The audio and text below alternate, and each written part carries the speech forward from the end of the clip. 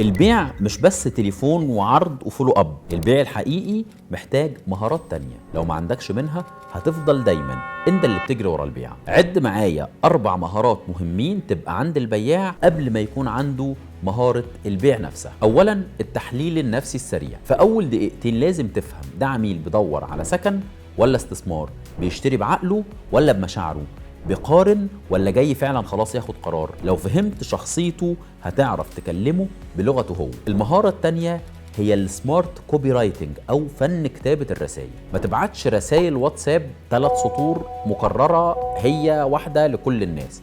اتعلم تكتب جملة تبيع، تعرض فيها مشروعك بشكل مختصر ومؤثر وجذاب، وكل كلمة محسوبة وكل ايموجي هتحطه يبقى ليه معنى. المهارة الثالثة المهمة جدا، مهارة إدارة الوقت والأولويات. مش كل ليد يستاهل نفس الوقت. في عميل لازم تكلمه 3 مرات في اليوم، وفي عميل تكلمه 3 مرات في الشهر، ومفيش مشكلة، بس الذكي هو اللي عارف امتى يركز وامتى يسيب. المهارة الرابعة هي القدرة على تبسيط المعلومة. المستثمر مش دايما فاهم التفاصيل الفنية ولا عنده المسلمات اللي عندك كواحد مزروع في السوق. لو عرفت تشرح له ببساطة ROI، DLD، خطة السداد بس بلغة سهلة، ما تقولوش 60-40 50-30 وهو أصلا أول مرة يسمع عن ايه خطة سداد، هتدخل دماغه أسرع من أسرع PDF أو برشور. الخلاصة، لو فضلت تشتغل بس على مهارة البيع هتبيع، لكن لو طورت المهارات اللي حوالين البيع هتسيطر.